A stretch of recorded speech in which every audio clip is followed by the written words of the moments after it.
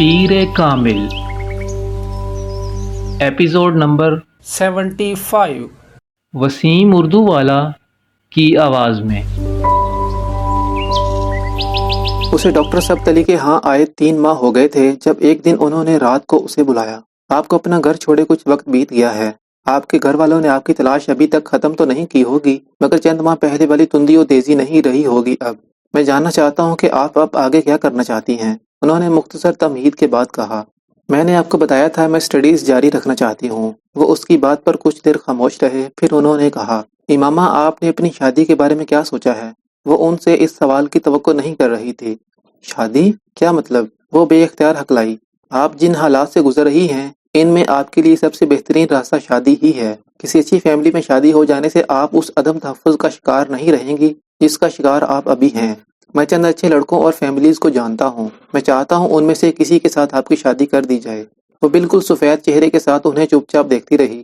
وہ ان کے پاس آنے سے بہت پہلے اپنے لیے اسی حل کو منتخب کر چکی تھی، اور اسی ایک حل کو ڈھونڈتے ڈھونڈتے وہ سالار سکندر سے نکاح کی حماقت کر چکی تھی۔ اس وقت اگر وہ سالار سکندر سے نکاح نہ کر چکی ہوتی تو وہ بلا حیل و حجت ڈاکٹر سبت علی کی بات ماننے پر تیار ہو جاتی۔ وہ جانتی تھی ان حالات میں کسی اچھی فیملی میں شادی اسے کتنی اور کن مصیبتوں سے بچا سکتی تھی۔ اس نے آج تک کبھی خود مختار زندگی نہیں گزاری تھی۔ وہ ہر چیز کے لیے اپنی فیملی کے محتاج رہی تھی، اور وہ یہ تصور کرتے ہوئے بھی خوفزدہ رہتی تھی کہ آخر وہ کب اور کس طرح صرف اپنے بل بوتے پر زندگی گزار سکے گی۔ مگر سالار سے وہ نکاح اس کے گلے کی ایسی ہڈی بن گیا تھا جسے وہ نہ نگل سکتی تھی اور نہ اگل سکتی تھی۔ نہیں، میں شادی نہیں کرنا چاہتی۔ کیوں؟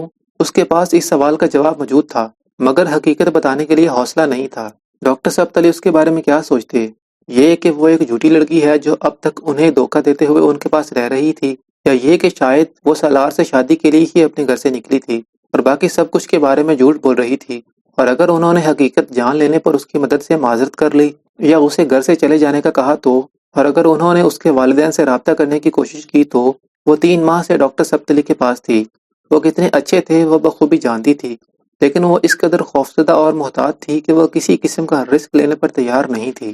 میں پہلے اپنی تعلیم مکمل کرنا چاہتی ہوں تاکہ کسی پر بوجھ نہ بنوں، کسی پر بھی۔ شادی کر لینے کی صورت میں اگر مجھے بعد میں کبھی کسی پریشانی کا سامنا کرنا پڑا تو میں کیا کروں گی؟ اس وقت تو میرے لیے شاید تعلیم حاصل کرنا بھی ممکن نہیں رہے گا۔ اس نے ایک لمبی خاموشی کے بعد جیسے کسی فیصلہ پر پہنچتے ہوئے ڈاکٹر سبت علی سے کہا، امامہ ہم ہمیشہ آپ کی مدد کرنے کے لیے موجود رہیں گے۔ آپ کی شادی کر دینے کا مطلب یہ نہیں ہوگا کہ میرے گھر سے آپ کا تعلق ختم ہو جائے گا یا میں آپ سے جان چھڑانا چاہتا ہوں۔ آپ میرے لیے میری چوتھی بیٹی ہیں۔ امامہ کی آنکھوں میں آنسو آ گئے۔ میں آپ پر کوئی دباؤ نہیں ڈالوں گا، جو آپ چاہیں گی وہی ہوگا۔ یہ صرف میری ایک تجویز تھی، ڈاکٹر سبت علی نے کہا۔ کچھ سال گزر جانے دیں، اس کے بعد میں شادی کر لوں گی، جہاں بھی آپ کہیں گے، اس نے ڈاکٹر سبت علی سے کہا، مگر ابھی فوری طور پر نہیں۔ ابھی مجھے سالار سکندر سے جان چھڑانی ہے، اس سے طلاق لینے کا کوئی راستہ تلاش کرنا ہے۔ وہ ان سے بات کرتے ہوئے سوچ رہی تھی۔ کس شہر میں پڑھنا چاہتی ہیں آپ؟ ڈاکٹر سبت علی نے مزید کوئی دباؤ نہیں ڈالا۔ کسی بھی شہر میں، میری کوئی ترجیح نہیں ہے، اس نے ان سے کہا۔ وہ اپنے گھر سے آتے ہوئے اپنے سارے ڈاکومنٹس، اپنے پاس موجود زیورات اور رقم بھی لے آئی تھی۔ جب ڈاکٹر سبت علی نے اس گفتگو کے چند دن بعد اسے بلا کر ملتان میں اس کے ایڈمیشن کے فیصلے کے بارے میں بتانے کے ساتھ اس کے ڈاکومنٹس کے بارے میں پوچھا تو وہ اس بیگ کو لے کر ان کے پاس چلی آئی۔ اس نے ڈاکومنٹس کا ایک لفافہ نکال کر انہیں دیا، پھر زیورات کا لفافہ نکال کر ان کی میز پر رکھ دیا۔ میں یہ زیورات اپنے گھر سے لائی ہوں، یہ بہت زیادہ تو نہیں ہیں، مگر پھر بھی اتنے ہیں کہ میں انہیں بیچ کر کچھ عرصہ آسانی سے اپنی تعلیم کے اخراجات اٹھا سکتی ہوں۔ نہیں، یہ زیورات بیچنے کی ضرورت نہیں ہے، یہ آپ کی شادی میں کام آئیں گے۔ جہاں تک تعلیمی اخراجات کا تعلق ہے تو آپ کو پتہ ہونا چاہیے کہ آپ میری ذمہ داری ہیں، آپ کو اس سلسلے میں پریشان ہونے کی ضرورت نہیں۔ وہ بات کرتے کرتے چونکے۔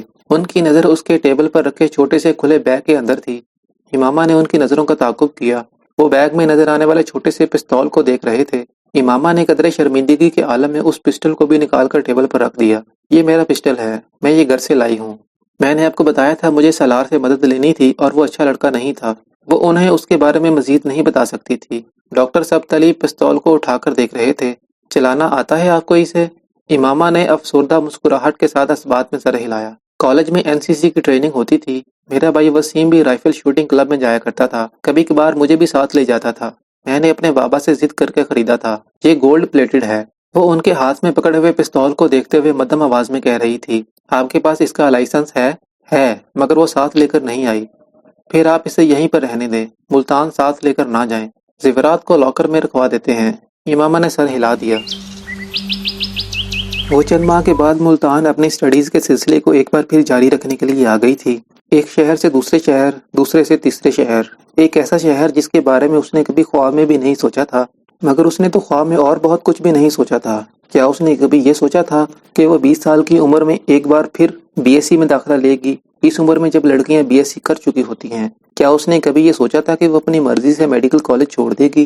کیا اس نے کبھی یہ سوچا تھا کہ وہ اپنے والدین کے لیے کبھی اس قدر تکلیف اور شرمندگی کا باعث بنے گی؟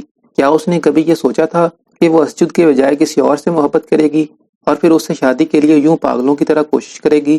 کیا اس نے کبھی یہ سوچا تھا کہ ان کوششوں میں ناکامی کے بعد وہ سالار سکندر جیسے کسی لڑکے کے ساتھ اپنی مرضی سے نکاح کر لے گی؟ اور کیا اس نے یہ سوچا تھا کہ ایک بار گھر سے نکل جانے کے بعد اسے ڈاکٹر ثبت علی کے گھرانے جیسا گھر مل سکے گا؟ اسے باہر کی دنیا میں پھرنے کی عادت نہیں تھی اور اسے باہر کی دنیا میں پھرنا نہیں پڑا تھا۔ اپنے گھر سے نکلتے وقت اس نے اللہ سے اپنی حفاظت کی بے تحاشا دعائیں مانگی تھیں۔ اس نے دعائیں کی تھیں کہ اسے دربدر نہ پھرنا پڑے۔ وہ اتنی بولڈ نہیں تھی کہ وہ مردوں کی طرح ہر جگہ دندناتی پھرتی، اور واقعی نہیں جانتی تھی کہ جب اسے اپنے چھوٹے چھوٹے کاموں کے سلسلے میں خود جگہ جگہ پھرنا پڑے گا، ہر طرح کے مردوں اور لوگوں کا سامنا کرنا پڑے گا، تو وہ کیسے کرے گی؟ وہ بھی اس صورت میں جبکہ اس کے پیچھے فیملی بیک گراؤنڈ نام کی کوئی چیز نہیں رہی تھی۔ وہ اپنی فیملی کے سائے کے نیچے لاہور آ کر میڈیکل کالج میں پڑھنا اور آگے تعلیم حاصل کرنے کے لیے باہر جانے کے خواب دیکھنا اور بات تھی۔ تب اس کے لیے کوئی مالی مسائل نہیں تھے، اور ہاشم بن احمد کے پاس اتنی دولت اور اثر و رسوخ تھا کہ صرف ہاشم بن احمد کے نام کا حوالہ کسی بھی شخص کو اس سے بات کرتے ہوئے مرعوب اور محتاط کر دینے کے لیے کافی تھا۔ گھر سے نکلنے کے بعد اسے جس ماحول کے سامنے کا خدشہ تھا، اس ماحول کا سامنا اسے نہیں کرنا پڑا تھا۔ پہلے سالار اسے بخیریت لاہور چھوڑ گیا تھا، اور اس کے بعد ڈاکٹر ثبت علی تک رسائی، جس کے بعد اسے اپنے چھوٹے بڑے کسی کام کے لیے کسی دقت کا سامنا نہیں کرنا پڑا تھا۔ ڈاکومنٹس میں نام کی تبدیلی، ملتان میں ایڈمیشن، ہاسٹل میں رہائش کا انتظام، اس کے تعلیمی اخراجات کی ذمہ داری، وہ اس ایک نعمت کے لیے اللہ کا جتنا شکر ادا کرتی وہ کم تھا۔ کم از کم اسے کسی برے ماحول میں بقا کی جنگ لڑنے کے لیے جگہ جگہ دھکے کھانے نہیں پڑے تھے۔ وہ ملتان چلی آئی۔ یہ اس کے لیے زندگی کے ایک نئے دور کا آغاز تھا، ایک مشکل اور تکلیف دہ دور۔ وہ ہاسٹل میں رہ رہی تھی اور وہ عجیب زندگی تھی۔ بعض دفعہ اسے اسلام آباد میں اپنا گھر اور خاندان کے لوگ اتنی شدت سے یاد آتے کہ اس کا دل چاہتا وہ بھاگ کر ان کے پاس چلی جائے۔ بعض دفعہ وہ بغیر کسی وجہ کے رونے لگتی۔ بعض دفعہ اس کا دل چاہتا وہ جلال انصر سے رابطہ کرے، اسے وہ بے تحاشا یاد آتا۔ وہ بی ایس سی کر رہی تھی، اور اس کے ساتھ بی ایس سی کرنے والی لڑکیاں وہی تھیں جو ایف ایس سی میں میرٹ لسٹ پر نہیں آ سکی تھیں، اور اب وہ بی ایس سی کرنے کے بعد میڈیکل کالج میں جانے کی خواہشمند تھیں۔ میڈیکل کالج، ڈاکٹر، اس کے لیے بہت عرصے تک یہ دونوں الفاظ نشتر بنے رہے۔ کئی بار وہ اپنے ہاتھوں کی لکیروں کو دیکھ کر حیران ہوتی رہتی، آخر وہاں کیا تھا جو ہر چیز کو مٹھی کی ریت بنا رہا تھا۔ کئی بار اسے جویریہ سے کی جانے والی اپنی باتیں یاد آتی، میں اگر ڈاکٹر نہیں بن سکی تو میں تو زندہ ہی نہیں رہ سکوں گی، میں مر جاؤں گی۔ وہ حیران ہوتی، وہ مری تو نہیں تھی، اسی طرح زندہ تھی، پاکستان کی سب سے مشہور آئی اسپیشلسٹ۔ سب کچھ ایک خواب ہی رہا تھا۔ وہ ہر چیز کے اتنے پاس تھی، وہ ہر چیز سے اتنا دور تھی۔ اس کے پاس گھر نہیں تھا، اس کے پاس گھر والے نہیں تھے، اس کے پاس اسجد نہیں تھا، میڈیکل کی تعلیم نہیں تھی، جلال بھی نہیں تھا۔ وہ زندگی کی ان آسائشوں سے ایک ہی جھٹکے میں محروم ہو گئی تھی جن کی وہ عادی تھی، اور اس کے باوجود وہ زندہ تھی۔ امامہ کو کبھی اندازہ نہیں تھا کہ وہ اس قدر بہادر تھی، یا کبھی ہو سکتی تھی، مگر وہ ہو گئی تھی۔ وقت گزرنے کے ساتھ ساتھ اس کی تکلیف میں کمی ہونا شروع ہو گئی تھی، یوں جیسے اسے صبر آ رہا تھا۔ اللہ کے بعد شاید زمین پر یہ ڈاکٹر سب تھے جن کی وجہ سے وہ آہستہ آہستہ سنبھلنے لگی تھی۔ مہینے میں ایک بار ویکینڈ پر وہ ان کے پاس لاہور آتی۔ وہ وقتاً فوقتاً اسے ہاسٹل فون کرتے رہتے، اسے کچھ نہ کچھ بھجواتے رہتے۔ ان کی بیٹیاں اور بیوی بھی اس کا بہت خیال رکھتے تھے۔ وہ ان کے نزدیک ان کے گھر کا ایک فرد بن چکی تھی۔ اگر یہ لوگ نہ ہوتے تو میرا کیا ہوتا، وہ کئی بار سوچتی۔ ملتان میں اپنے قیام کے دوران بھی اس نے سالار کو کبھی اپنے ذہن سے فراموش نہیں کیا تھا۔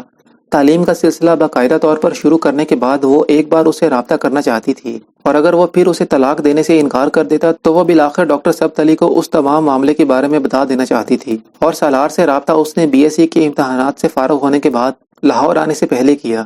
اپنے پاس موجود سالار کے موبائل کا استعمال وہ بہت پہلے ترک کر چکی تھی۔ وہ نہیں جانتی تھی کہ 2 سال کے عرصہ میں سالار دوبارہ اسی موبائل کا استعمال کرنا شروع کر چکا ہے، یا پھر اس نئے نمبر کو استعمال کر رہا تھا جو اس نے اپنا موبائل دے دینے کے بعد دیا تھا۔ ایک پی سی او سے اس نے سب سے پہلے اس کا نیا نمبر ڈائل کیا۔ وہ نمبر کسی کے استعمال میں نہیں تھا۔ پھر اس نے اپنے پاس موجود موبائل کے نمبر کو ڈائل کیا۔ وہ نمبر بھی کسی کے استعمال میں نہیں تھا۔ اس کا واضح مطلب یہی تھا کہ اب وہ کوئی اور نمبر لیے ہوئے تھا اور وہ نمبر اس کے پاس نہیں تھا۔ اس نے بالآخر گھر کا نمبر ڈائل کیا۔ کچھ دیر تک بیل ہوتی رہی، پھر فون اٹھا لیا۔ ہیلو، کسی عورت نے دوسری طرف سے کہا۔ ہیلو، میں سالار سکندر سے بات کرنا چاہتی ہوں، امامہ نے کہا۔ سالار صاحب سے؟ آپ کون بول رہی ہیں؟ امامہ کو اچانک محسوس ہوا جیسے اس عورت کے لہجے میں یکدم تجسس پیدا ہوا تھا۔ امامہ کو پتہ نہیں کیوں اس کی آواز شناسا لگی۔ اس سے پہلے کہ وہ کچھ کہتی، اچانک اس عورت نے بڑی پرجوش آواز میں کہا، امامہ بی بی، آپ امامہ بی بی ہیں؟ ایک کرنٹ کھا کر امامہ نے بے اختیار کریڈل دبا دیا۔ وہ کون تھی جس نے اسے صرف آواز سے پہچان لیا تھا، اتنے سالوں بعد بھی، اور اتنی جلدی، وہ بھی سالار سکندر کے گھر پر؟ کچھ دیر اس کے ہاتھ کانپتے رہے۔ وہ پی سی او کے اندر والے کیبن میں تھی اور کچھ دیر ریسیور اسی طرح ہاتھ میں لیے بیٹھی رہی۔ جو بھی ہو، مجھے ڈرنے کی ضرورت نہیں۔ میں اسلام آباد سے اتنی دور ہوں کہ یہاں مجھ تک کوئی نہیں پہنچ سکتا۔ مجھے خوفزدہ ہونے کی ضرورت نہیں، اس نے سوچا، اور پی سی او کے مالک کو ایک بار پھر کال ملانے کے لیے کہا۔ فون کی گھنٹی بجنے پر اس بار فون اٹھا لیا گیا تھا، مگر اس بار بولنے والا کوئی مرد تھا اور وہ سالار نہیں تھا۔ یہ وہ آواز سنتے ہی جان گئی تھی۔ میں سالار سکندر سے بات کرنا چاہتی ہوں۔ آپ امامہ ہاشم ہیں؟ مرد نے کھردری آواز میں کہا۔ اس بار امامہ کو کوئی شوق نہیں لگا۔ جی۔ دوسری طرف خاموشی چھا گئی۔ آپ ان سے میری بات کروا دیں۔ یہ ممکن نہیں ہے، دوسری طرف سے کہا گیا۔ کیوں؟ سالار زندہ نہیں ہے کیا؟ بے اختیار امامہ کے حلق سے نکلا۔ وہ مر گیا؟ ہاں۔ کب؟ اس بار مرد خاموش رہا۔ آپ سے آخری بار ان کا رابطہ کب ہوا؟ اس کے سوال کا جواب دینے کے بجائے اس آدمی نے کہا، چند سال پہلے۔ 2.5 سال پہلے؟ 1 سال پہلے اس کی ڈیتھ ہوئی ہے۔ آپ؟ امامہ نے کچھ بھی اور سننے سے پہلے فون بند کر دیا۔ کچھ کہنے اور سننے کی ضرورت نہیں تھی، وہ آزاد ہو چکی تھی۔ وہ جانتی تھی کہ ایک انسان کے طور پر اسے اس کی موت پر افسوس ہونا چاہیے تھا، مگر اسے کوئی افسوس نہیں تھا۔ اگر اس نے اس طرح اسے طلاق دینے سے انکار نہ کیا ہوتا تو یقیناً اس کے لیے دکھ محسوس کرتی، مگر اس وقت 2.5 سال کے بعد اسے بے اختیار سکون اور خوشی کا احساس ہو رہا تھا۔ وہ تلوار جو اس کے سر پر لٹکی ہوئی تھی وہ غائب ہو چکی تھی۔ اسے اب ڈاکٹر سبت علی کو کچھ بھی بتانے کی ضرورت نہیں تھی، وہ صحیح معنوں میں آزاد ہو چکی تھی۔ وہ اس کا وہاں ہاسٹل میں آخری دن تھا اور اس رات اس نے سالار سکندر کے لیے بخشش کی دعا کی۔ وہ اس کی موت کے بعد اسے معاف کر چکی تھی اور وہ اس کی موت پر بے پناہ خوش تھی۔